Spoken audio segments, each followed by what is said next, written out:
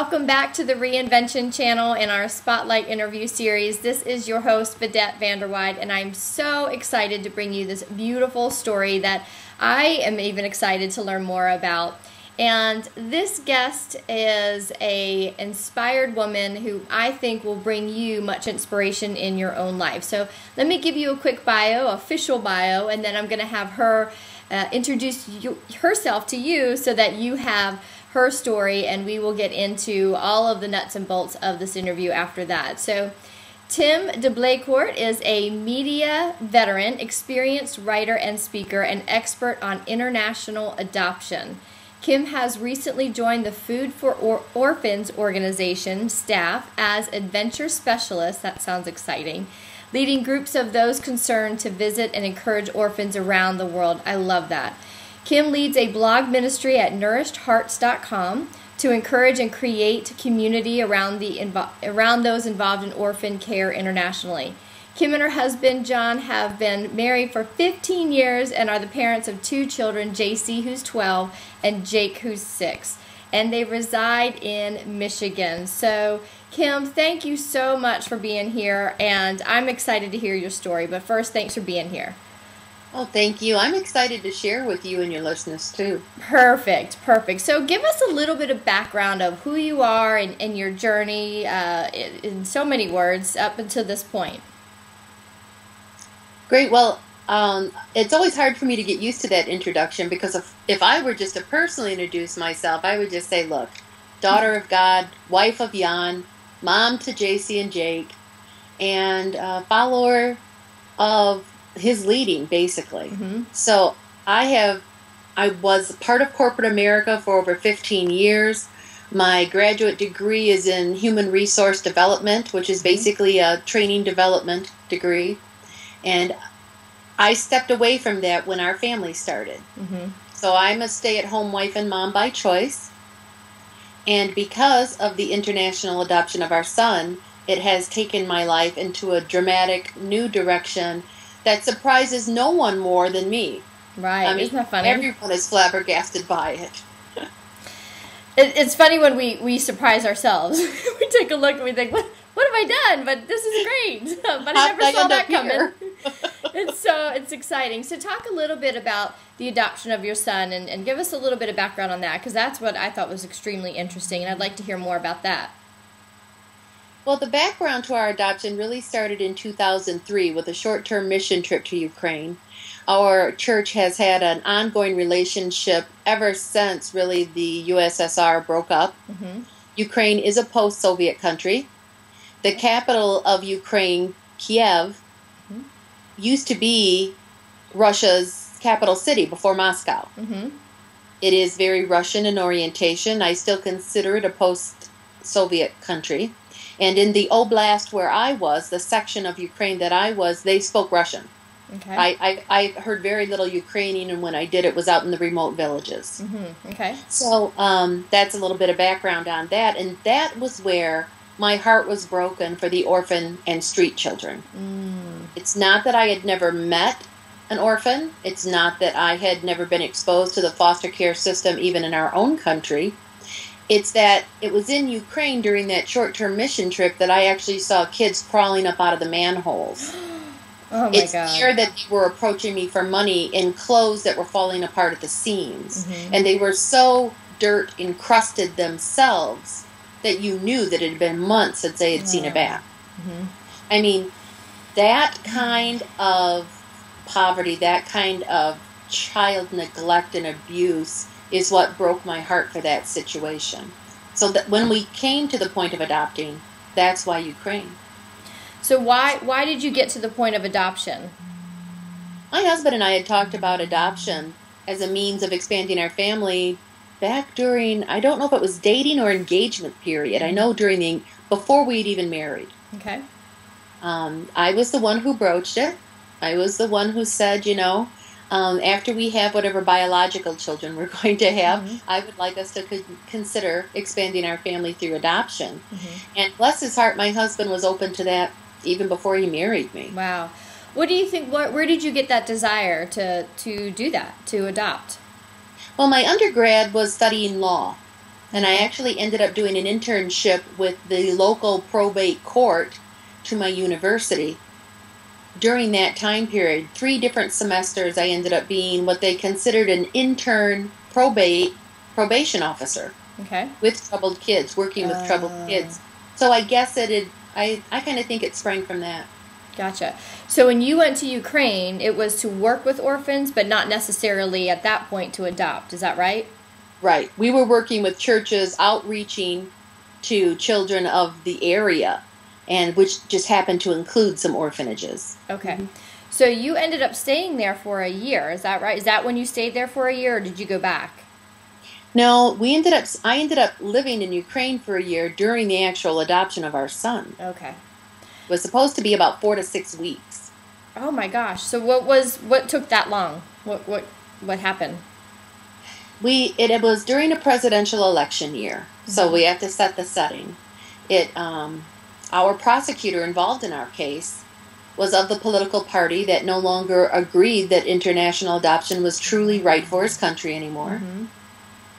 And he did file a letter of intent to appeal our adoption. Now, we knew that there were numbers of families that were adopting from Ukraine, not only American families, that were getting appealed. But you never think it's going to happen to you. Right. And the real trouble began when he failed to meet his own country's law of having his appeal turned in to the courthouse by a certain time. Oh.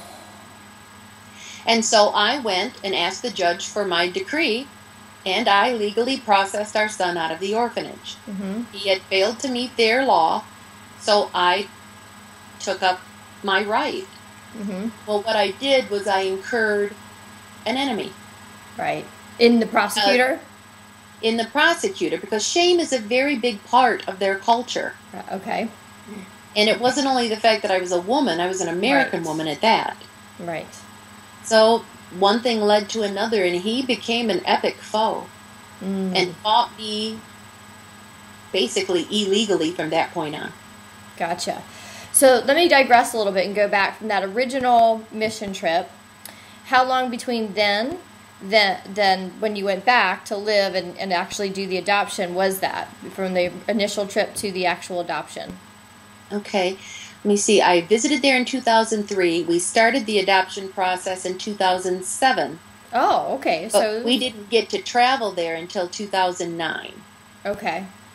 So how were you matched up with your son? How did you get connected with him, and were you connected? Did you know that you were adopting him during that year that you stayed there, and were obviously you knew who he was and what child you were adopting, right? Is that correct? He was with me.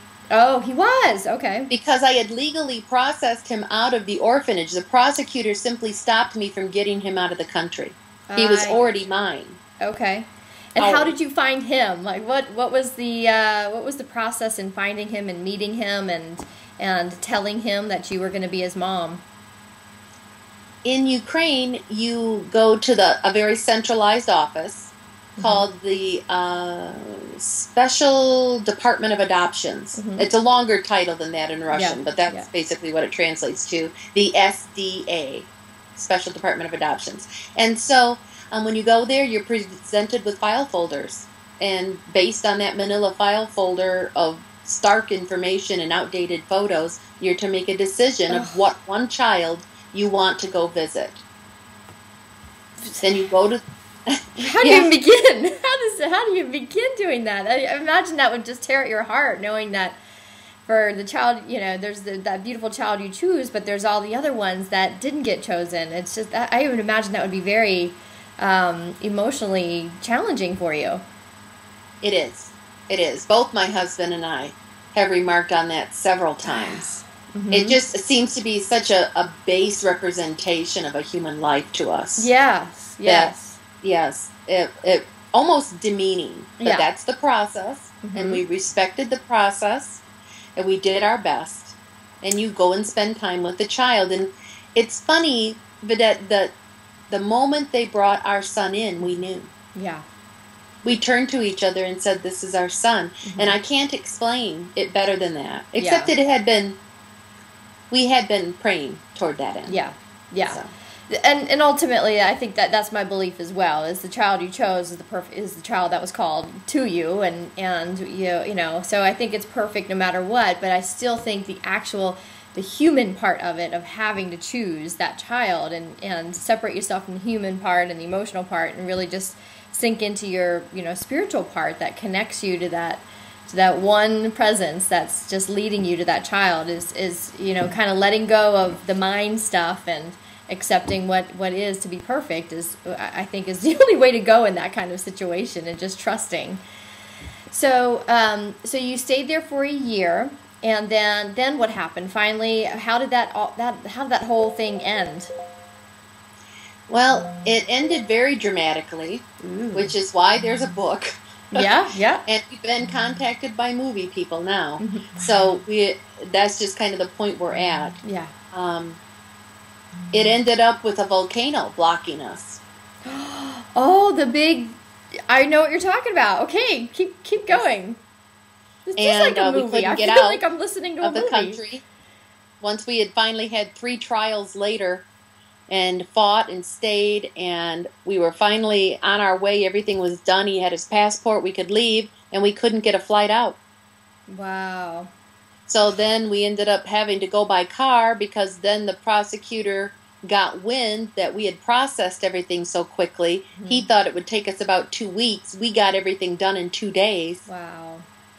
And so he checked our file out of the courthouse again and was coming after us again. So now we're not only fighting that, we're fighting the clock. Yeah. And it ends up with a dramatic drive across country, an arrest at the border, hiding in another nearby country, finally getting to fly to Turkey, where I'm an American woman traveling alone with 2 small children, and then waiting and hiding there until we could finally fly to the United States. Oh my gosh. So you had your older child with you? By that time, she had joined me again. Okay. For months, for about half a year, I was separated from my husband and our biological daughter. Wow. Okay. So, oh my gosh, this is much more dramatic than I thought it was. But, and I love it. Go back to your decision because I think this is a pivotal place where many women might be, and it may not even be this kind of decision that they have to make to go and live in the Ukraine for a year, but having to make that decision of, this is important enough for me to stay here, be separated from my son, my husband and my daughter, to do this. And, I can imagine there'd be a lot of excuses. Oh, this must not be the right thing, or, oh, I can't leave my life back in the States. What was the pivotal moment for you to just say, this has to be, and I will stay here as long as I can till I get my son? It was Thursday night, September 3rd, 2009. And it was a phone call from my facilitator, my Ukrainian facilitator there, who acts as both translator and legal counsel, basically. And he had just made an assumption that I was going home. And he called me to set up the place and time that he was going to come take my son back from me and take him back to the orphanage. Oh. And how long had you had him at that point? 2 days. Okay. But that had been enough time for the prosecutor to block our getting his birth certificate and his passport and his visa home. Okay. Illegally, but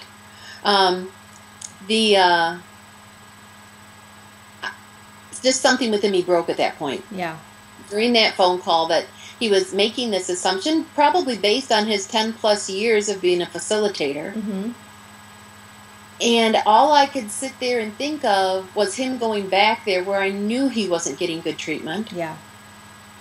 And he was facing severe malnourishment. And I just started thinking about this boy is only 3 years old. And nobody in his short life could ever stand up for him.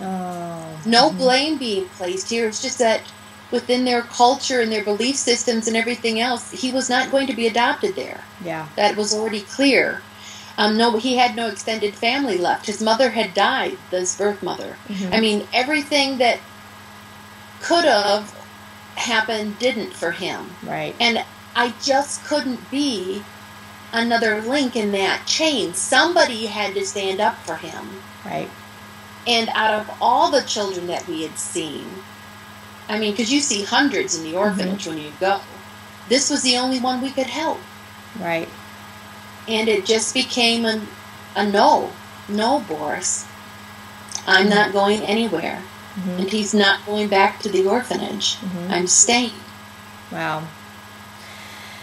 What was there any effects on your family at home with that decision? I know, being separated as a mother, being separated from a child is extremely difficult as well. And how was that explained to your daughter?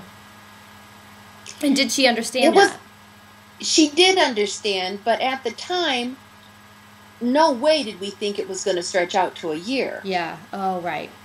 We were always at the point that, well, another week, another couple of weeks. Okay, maybe another month. Okay. Oh, it's going to be 2 months now. Okay. Okay, yeah, but we can go another month. Oh, it's going to be 4 months now? Wow. Well, okay, but it'll be done then, and we'll go on. Oh, it's going to be 5? I mean, it just kept going, like that. Yeah. So you don't know that, and I think that's just grace. Yeah. That we didn't know really at the beginning what we were getting into. We had just simply drawn a line in the sand and asked for provision to see it through. So you brought him home then. What was that like, being on a plane, and after a year of your life is spent fighting to have this child, and now you're on the plane back home with your family? Tell us a little bit about that. I told the kids that we were on vacation, and that when we arrived in Moldova, we were greeted by another orphanage director who had his, the boys from his orphanage there. It was a time of relaxation. The media was starting to get more and more, so there were some interviews via Skype, etc. Yeah. And then we went into Turkey. It was International Children's Day. Oh, the day wow. It was a huge celebration. There were children from all over the world. We did not stand out, and my kids were given gifts and candy and coins wherever we went. They thought they were rock stars. Yeah. So, I mean, the whole thing of coming home really prepared us for then arriving in our home airport to all the different news cameras and the interviews and everything that happens with that. Yeah. And it just took a long time for life to settle again. Obviously, there were some trauma issues. Sure. Post-stress became an issue. There was therapies to be had. We needed to get used to living together as a family. The environment was totally new to our son, but he got to know us in his home country for a year. Right. So he came here already knowing English. Perfect. So, there were a lot of blessings and a lot of hurdles. Right. And did you, how have you changed from all of this as a person? Excuse me? How have you changed as a person from all of this? It's made me a lot more, how would you say it? I'm a lot more outspoken than I used to be. Wow. I'm a lot more confident than I would have ever been. I teach from a Sunday morning pulpit now. What? I mean... So you never had that desire or that dream prior? Wow. Never. But I feel called to be an orphan's right advocate. I speak to the power of adoption and how it changes lives. Right. And I feel committed to caring for the 99.9% of the world's orphans that will never be adopted. And that could bring up some questions too, with people saying, with all the kids here in the U.S. that could be adopted, why go overseas? Why go internationally? Can you talk a little bit about that? Well, the United States is one of the countries that Food for Orphans feeds. Okay. We are a sending country. Last year, just under 100 children from the United States were adopted by other countries. We are a sending country. So, but as far as the reasoning I think that when you're called to adopt, you're often called to a specific country, specific child. Yes. The Netherlands is an American citizen. His mother was American. But our backyard boundary was never determined by man, or man-drawn border. So, we've always enjoyed a global family. Almost all of his relations still live in the Netherlands. So that's never been a boundary for us. Right. So I think that kind of helped with that kind of decision too. Yeah. We are interested in adopting from America. And even though we haven't felt specifically called yet, it wouldn't surprise me at all if our next child were from America. So. Interesting. Yes. Let me see. Tell us a little bit about how your life has changed since. I know you've written a book about this, and tell us a little bit about the book, which I imagine is very much kind of a memoir of your experience. But tell us a little bit about the book and where we can find it. Sure. The book is entitled Until We All Come Home. The subtitle, A Harrowing Journey, A Mother's Courage, A Race to Freedom. I was contracted by Hachette to write the book. It is published under their Christian arm, which is Faith Words. And it is about that 1 year of my life, written almost as soon as I possibly could write it when I came home. Wow. I did enlist Ginger Kolbaba, who's a wonderful author, to help me write that story. The book was published on Election Day, November 6, 2012. Very cool. So, very cool in the timing. I'll always remember the release date. Yeah. But it's probably why you haven't heard of the book, if you haven't heard of it also. Because it's just now, really, ultimately being released and getting out to the world. Yes, and it is just now starting to pick up more and more traction as well, especially with the recent Russian adoption moves. Yes. What are your feelings on that? And expand on that if you could, in case people don't know about it. Yeah, I've been contacted quite a bit about it because, back in December, President Obama signed the Sergei Magnitsky Act of 2012. And basically, Sergei was an anti-corruption lawyer in Russia who unraveled a plot that involved approximately 60 people who filed a fraudulent tax rebate against Russia. Okay. They didn't steal money from the Hermitage Capital Group or from the UK group of investors that he was working for, filed a fraudulent tax refund against their own Russian government. Okay. So the $130 million were stolen from Russia, and he unraveled it, and he got the information out just days before he was arrested. Well, 8 days before he was to be either charged or released from prison, he died. Officials themselves said, yes, he was probably beaten to death. Yeah. In November of 2009, while I was hiding in the city of Odessa, Ukraine. Wow. So I know the story well. I'm deeply involved in the details. And in response to President Obama signing that bill last month is when President Putin of Russia, the Dima Yakolov bill, which outlawed Americans from adopting any Russian children. Right.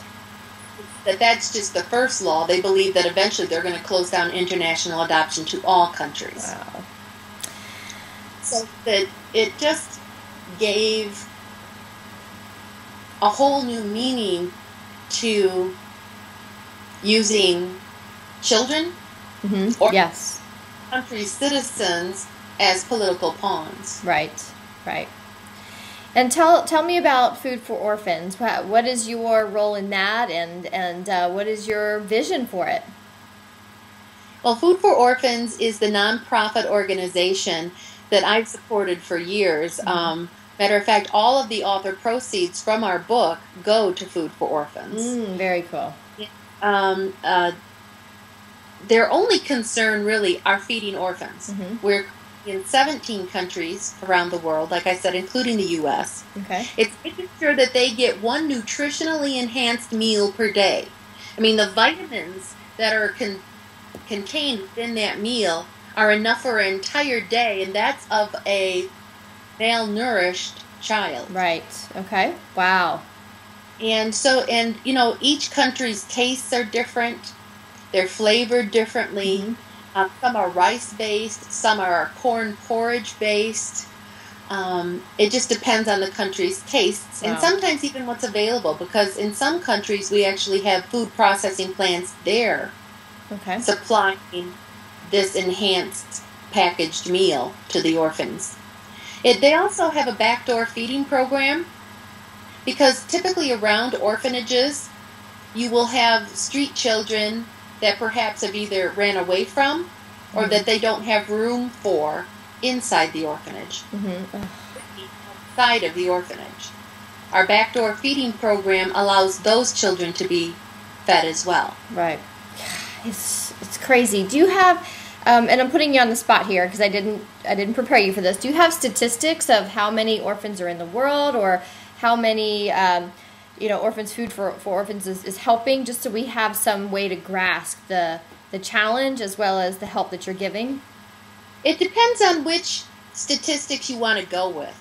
Because if you go with a big number like of 135 million, the recent UNICEF statistic, they're taking into account orphans that are living with extended family members. Okay.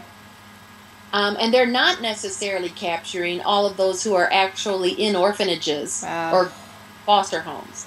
So, but if we look at the numbers of the double orphan, and then we add in the numbers from the orphanages and the foster homes, I mean, we're still talking million. We're under 100 million at that point, but we're still talking millions of children. Right. And